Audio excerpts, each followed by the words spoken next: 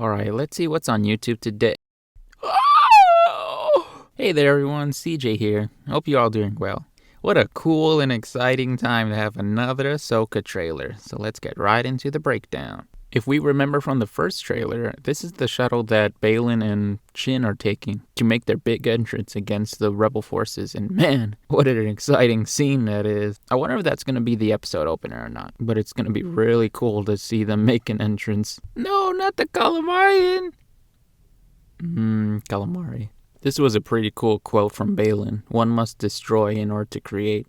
It kind of makes sense in the way that you have to step away or move away from an old way of thinking or doing something in order to take the next step and evolve in some sense, whether it be physically, emotionally, philosophically, or any other way. But still, I thought that was a pretty cool quote, and I just wanted to highlight that here. This was another cold line from Baylan. We are no Jedi. And I guess this old guy really made him upset, because ripperoni pizza for one for this old man. And well, you know, all the rest of the rebels here. When we see this carving of this character into the wall, it made me think of a few different things. Like with the certain halo behind the character's head, I thought it was an iteration of the sister. But then when you see the facial features, it almost made me think that it was one of the Force Wills. But then I also thought that the outfit that this character is wearing seems very reminiscent to Ahsoka. So I was just very confused, because this could just be a Force spirit of some kind. But it's interesting to know that it's here, and it might be part of that one location that we see later in the trailer. And I wonder what's the significance of this golden orb thing, or if it's just a part of the space magic that we're going to dive into during Ahsoka. This location is going to be very fascinating to know more about. I'm so intrigued as to this area, what this is, this almost galactic map-looking area with all these different blocks with particular shapes into it as they're all poking outward but inward within the circles area. It always makes me think of some type of space Stonehenge or something, that Spacehenge. But yeah, I'm sure this area is going to be very important, especially. We see that Baylan and Shin are working with Morgan Elsbeth that we saw from the Ahsoka episode in Mando Season 2. And from her really cool fight with Ahsoka, we know that she's working with Thrawn. So they're all teaming together to find Thrawn in order to seek more power or knowledge. And it'll be interesting to see their character dynamics, since they might have their own motive and goals that they plan to seek out once they all reunite with Thrawn. We then find out that yes, this location is kind of like a spatial map hub kind of device thing, which is really cool, and I really like the visuals to this kind of map cursor thing, and especially the larger spatial map that it creates. It's very reminiscent to the Disney movie Treasure Planet, and I really like the way that it has a similar aspect of having a interactive map and then the larger map to show you a larger view of the galaxy. That's really cool, and I'm really excited to see how it works within the show. Blast him! I have really strong praise for the script writing, because lots of these lines that the characters are saying are so good. Like Hera talking about how she's lived most of her life fighting the Galactic Civil War. And since we now know that Ahsoka takes place the same time as Mando Season 3, we all know that this is around the time period where majority of the New Republic is like, nah, Empire stuff, that's in the past. There's no way that there's villains we need to worry about. Well, we have characters like Hera and Carson Teva trying to keep awareness that an imminent threat is coming. And that's what's so cool about Hera here, talking about that too, especially to the New Republic Council. Pretty cool stuff to see the time era between the OT and the sequel trilogy. Really great stuff. And then we get more of Sabine. And she's so pretty. This line that Ahsoka's saying to Hera, I walked away from him, meaning Anakin Skywalker, just like I walked away from Sabine. It made me think about what her relationship is to Sabine when it comes to the time period before the ending of Rebels. Like, did they actually have many more interactions with each other until then? Did they even train together? Oh, that'd be cool. It'd be really great to see their character dynamic, what with their different personalities, meshing together and stuff. That would be pretty cool. And I really like this duo buddy team thing that they're building on with Ahsoka and Sabine as they deal with both Baylan and Shin while trying to find Ezra and Thrawn. It's going to be really exciting to see. This is a cool new design for this little astromech droid. I like how the eyepiece is so large and stuff. Makes it seem like it's like a baby astromech. It's kind of cool. I wonder whose it is, though. But I'm pretty sure it might just be like a quick 5-second thing. I got chills when Sabine said Master to Ahsoka, because that does make me think, did they do some Jedi training before Ahsoka left? That would be so cool. And especially now, if she's going to continue her training, it's going to be so sick. It makes sense since Sabine has Ezra's lightsaber, and she did technically already have training from both him and Kanan, but it's still so cool to see if Sabine's going to continue some Jedi training, because even though she won't technically be a Jedi, it's still cool to have a Force-sensitive Mandalorian. It's going to be so cool if it's true. I don't know why. I thought this moment was funny. It was almost like she turned around saying, "What you call me?" These little recordings from Ezra, it makes me think they could have been pre-recorded messages for himself or for Sabine if she ever continued with her Jedi training, which would be interesting seeing as though all the crazy stuff that happened in Season 4 of Rebels. But it would be interesting, would it not, if this is actually live recordings from Ezra from wherever he is to Sabine. That would be pretty cool, but I doubt that. These could be pre-recorded messages, but who knows?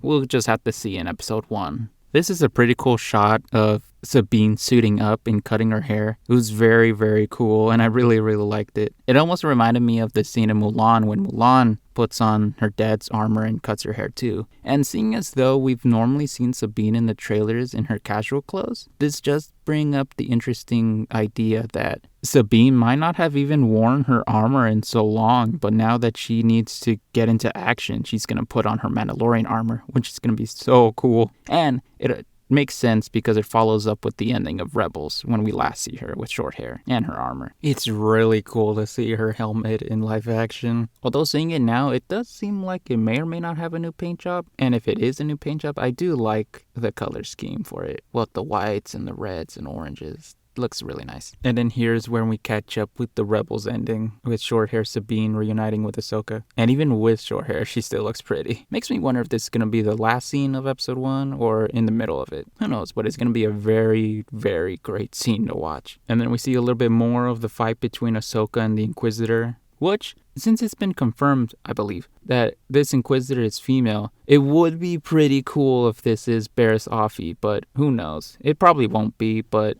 it's still a cool idea to think about. But whoever this Inquisitor is, knowing the last Inquisitors that Ahsoka fought, this Inquisitor may or may not last long in the show. When Ahsoka and the crew are flying through space and they encounter this creature, I thought with the tentacles that shows a moment later, I thought this was a Purrgil, but who knows? It could just be another Star Wars space whale. That's a cool outfit, whatever this outfit is. And then we finally get a good look at Grand Admiral Elon Musk. Yo, he looks great in blue. But no, in all seriousness, Grand Admiral Thrawn does look pretty great in live action. It looks 1-to-1 and it looks pretty amazing. If we remember, this shot is one of the special exclusive shots from the D23 Ahsoka trailer that dropped when the first one did earlier this year. And it's so cool to see that the voice actor is reprising not only Thrawn, but being him in live action. That's so cool, and I loved his performance in Rebels, so it'll be great to have him back as Thrawn in the Ahsoka series. When Sabine is fighting Shin in this scene, it was so cool to see her hold her hand up, which gives us the implication that maybe Sabine does have the smallest bit of Force powers and that she's been training with Ahsoka. Because as we all know, everyone in the Star Wars universe can technically use the Force. It's just like any other skill. When you develop the skill, you can further use it with better knowledge. And maybe Sabine is starting to develop her Force abilities even better now that she's back with Ahsoka. And that would come really handy when fighting another Force user. But another thing I'd like to point out is this is looking like the rematch between Sabine and Shin, since the first time they fight each other, according to the scenes from the exclusive D23 trailer, when she first fights Shin, she has long hair, and since she has short hair here, I'm pretty sure that this is after that moment, when she's developed her skills a little bit more. So it just makes sense that this is the rematch. And we'll see if it's the final match or if there's another one, which would be cool. But regardless, I just thought that this fight is going to be super exciting to watch. It is really cool that Shin has the apprentice braid, which I feel like adds so much more to her character and her design, which makes me like Shin even more. I thought it was pretty funny having her say, "You have no power," to Sabine. And then Sabine being like, "Bitch." But yo, when Baylan says Anakin spoke highly of you, that gave me chills as well, because that implies that Baylan knew Anakin in the Jedi Order. It kind of makes sense since Baylan does seem around the same age that Anakin would be if he was still alive in this time. So it does make sense that perhaps maybe they knew each other during the prequel era. But it's still pretty cool to see an older antagonist, antagonizing the protagonist, being like, "Oh, I knew your master. Let me see what you've got." Man, this fight scene is going to be so cool. Can't wait to see it. Especially since we know that Dave Filoni's camera work when it comes to fight choreography is so dope, with the biggest example being the Ahsoka versus Darth Maul scene. This fight is going to be so epic. I'm super excited to see it. I mean, just from the visuals that we see in both this trailer and the first trailer, it's going to be so cool seeing these two go at it. Once a Ranger, always a Ranger. Once a Rebel, always a Rebel. That line was pretty cool from Hera. I can't wait to see the character dynamics between Huang, Chopper, Hera, Sabine, and Ahsoka all together. It's going to be super exciting, and I can't wait to watch Rebel Season 4. Ahsoka.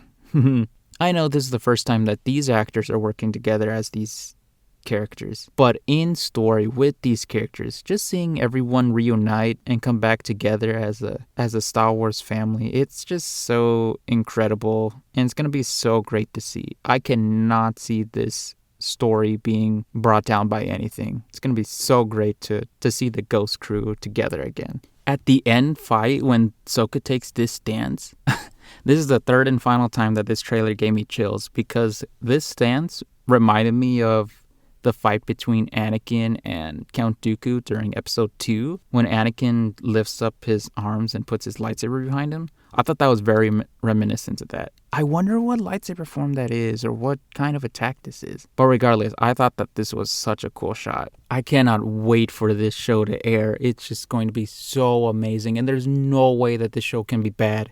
This will be the thing that hopefully helps to bring the Star Wars community back together. And it just looks so incredible, and Dave Filoni's work and all of his teams are so incredible at what they do. This is going to be so awesome. And at the trailer conclusion, we see that we'll get the first 2 episodes when it premieres on August 23rd. What? This is getting out of hand. Now there are 2 of them. And with that, this video finally comes to an end. What did you all think of the trailer? Are you also excited for Ahsoka? What theories and thoughts do you have on the new things that we've been seeing, and what do you plan to see when the show finally comes out? Write your thoughts and theories and comments in the comment section down below. I can't wait to see what you all are thinking. But yes, with that, hope you all enjoyed the video.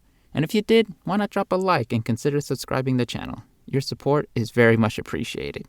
And if you like, you can check out all my other content as well. But with that, I hope you all continue to have a great day, and I'll catch you all next time. Especially when the Ahsoka show drops, because you know we'll be covering that too. But with that, my name's CJ, and I'll catch you next time. Bye-bye for now. Can't wait for the Ahsoka show. Let's go!